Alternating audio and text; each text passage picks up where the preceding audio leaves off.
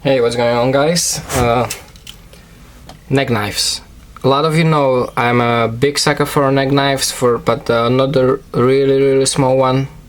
Actually, very usable, regular fixed blade, about 3-inch size blades, neck knives. I absolutely love them. I think they're very essential for outdoor use. And a lot of times, if you can carry them even for EDC use, I think they, the good knife of this size will beat the pocket knife any day.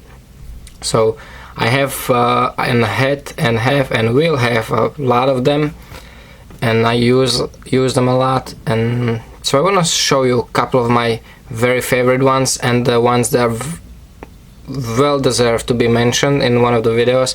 I do get questions often about the smaller fixed blade, neck knife type of thing. A lot of people ask me about the Escobar, Becker and stuff like that. Here and then I get a question about the higher ends too, and I want to show you and talk about it a little bit. Hopefully maybe it will help somebody to decide what would be the right thing for them. And I want to start with the cheapest one. This is not designed as a neck knife. This is a backlight, small fixed blade, but I absolutely love this knife. This is, let me grab the measuring tape so I can get you the right numbers. This is almost 3¼ inch blade. 420 HC, it's not any miracle steel, but I really like this steel. You can put a wicked edge on it, very easy. It's it will rust, but it's not that bad. And for a neck knife, and let's call them also the small utility knives, they are great overall, great knives for overall. You have very light, decently thick. You don't need really thick blades on these neck knives. Very comfortable. This rubbery handle, kind of like a Kraton, or what the folk even uses, that Thermoran. This is kind of rubbery, but it feels very good in the hand, very comfortable and super light. This has little hidden tang, but it is a full tang knife. But it's very light for what a great handle you have on it, and what a nice size. Comes with the nylon sheet, not bad, but for the neck carry application you would want to look for a custom kydex sheet for it, or make your own. Pretty simple. Very easy to do for this one actually, because you get great retention even with the simple press. I love it. For for 20 bucks, this is one of my favorites. It is a great knife. It's great, very sharp, hollow grind. So it will perform very well for food prep tasks, and it will, tackle the kindling prepping, wood prepping, some basic stuff to it will handle even the harder task. You can baton with it and stuff like that, no problem. Within the limitations of the blade size. Great stuff, I think. 20 bucks, you cannot go wrong. Then another two knives, very popular and very well known, Becker Necker and Escobar. Now, to put it right, we had a Becker Necker and we had a Izula, two very popular knives. And there was somebody on the knife forums or blade forums who loved the handle of Izula, which is really nice handle, but wasn't so impressed with the blade shape, and they absolutely loved the K-bar Becker Necker blade shape. So what the guy did, he cut off the blade, cut off the handle, and welded it together. And people went nuts about it. So Ethan Becker and Jeff Randall got together, and they did this collaboration and did Escobar, K-bar, S as ESEE and K-bar. You have both stems in there. Now, great, I gotta say, it is the best of both worlds. You have that great ESEE Izula handle, which is very comfortable. You can put a very nice paracord wrap. You can put, you can buy the scales with actually just a little bit of sanding. Even the original Izula scales, what you can buy for decent money, will fit here. It's a great steel, 1095 Groven is a great steel. It performs well. Coating will wear off, but not that bad. It's pretty much the same exact thing as a Becker necker. The blade shape up to like the hilt is same exact thing, just the handle is different. I actually do like this handle too. It's not bad handle, but this one is better. Now from $30 to $34, these knives are excellent. They are great. They are such a great performers. The thickness is enough. Even Becker, when he was testing it, he bent this knife to 40 degrees before the failure of the blade. So you know, I think it's this is 1/8 of an inch thick. It's thick enough to handle pretty much anything what you can come up with for such a small knife.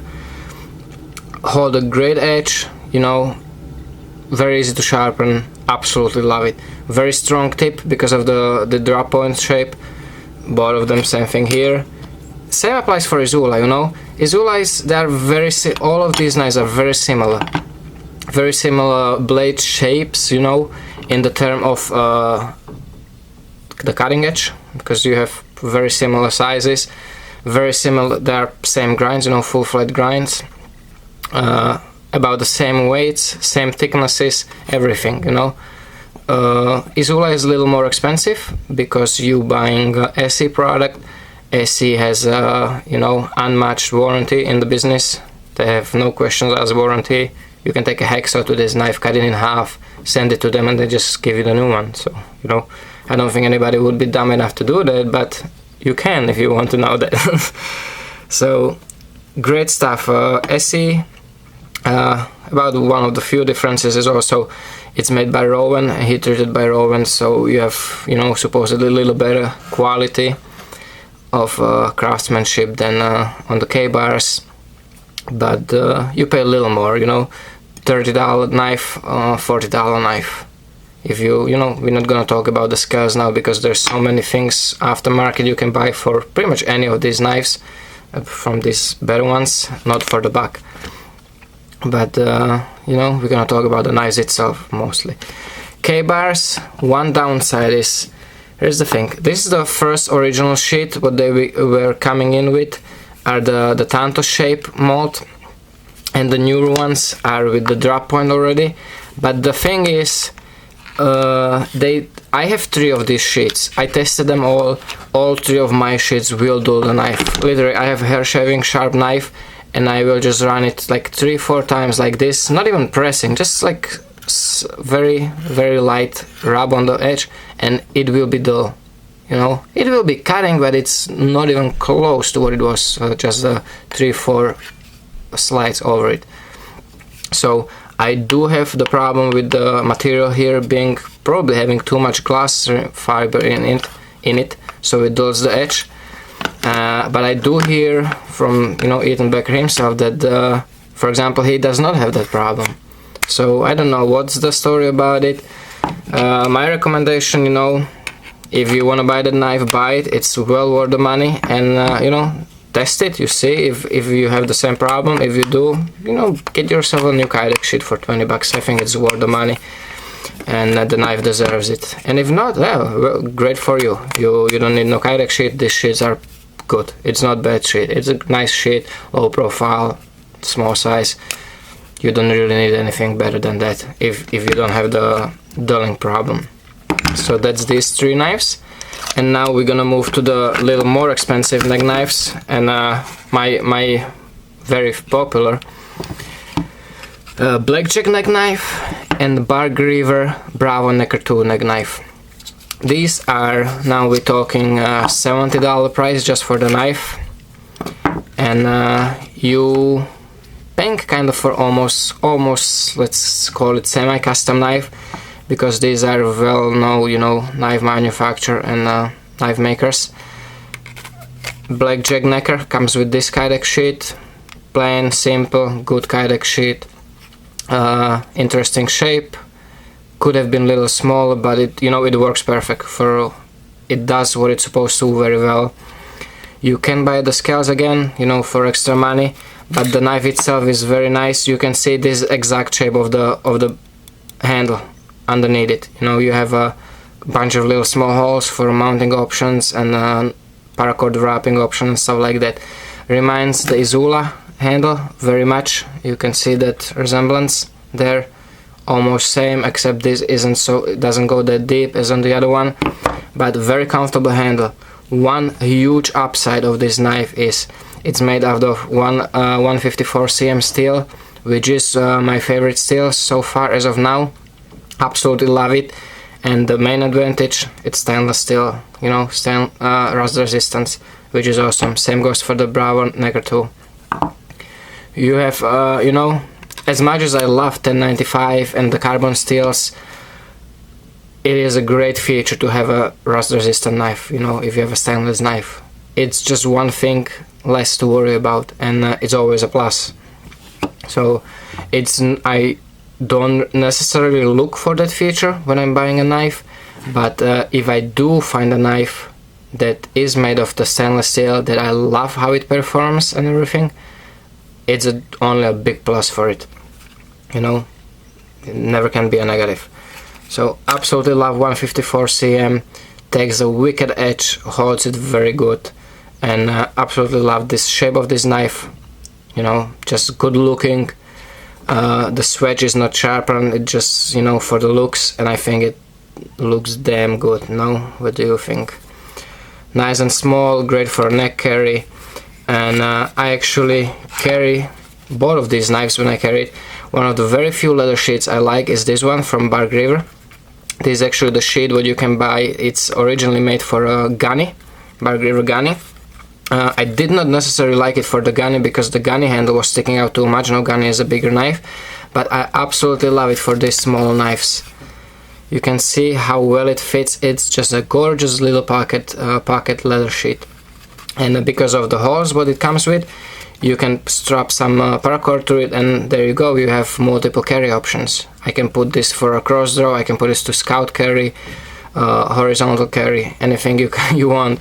You can, if you really want to, you can actually put it as a neck carry too, and it has a great retention because of, you know, it's kind of like a friction fit. And for example, for the,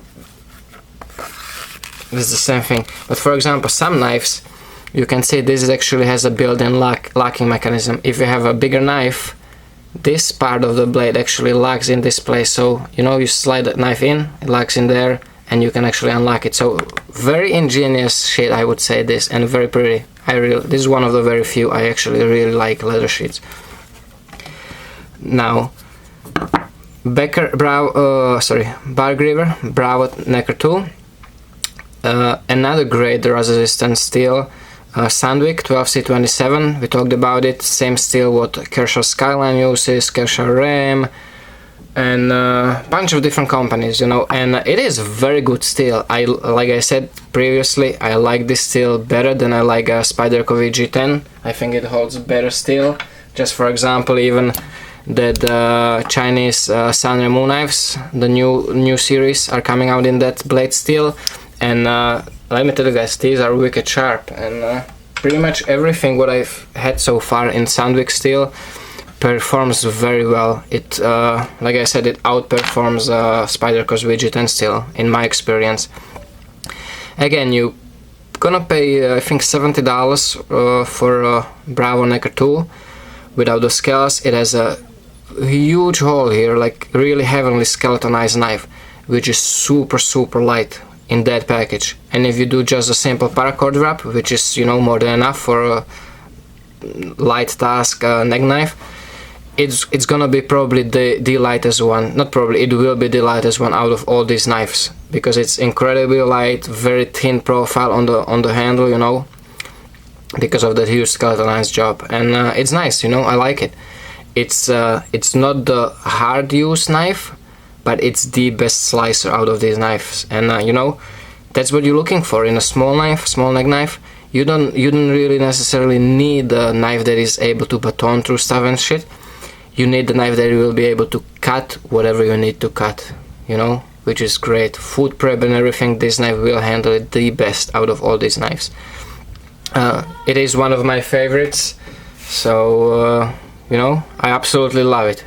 Let me know what you think, guys. Hope you enjoyed it. Take care, stay safe, and remember, don't cut yourself.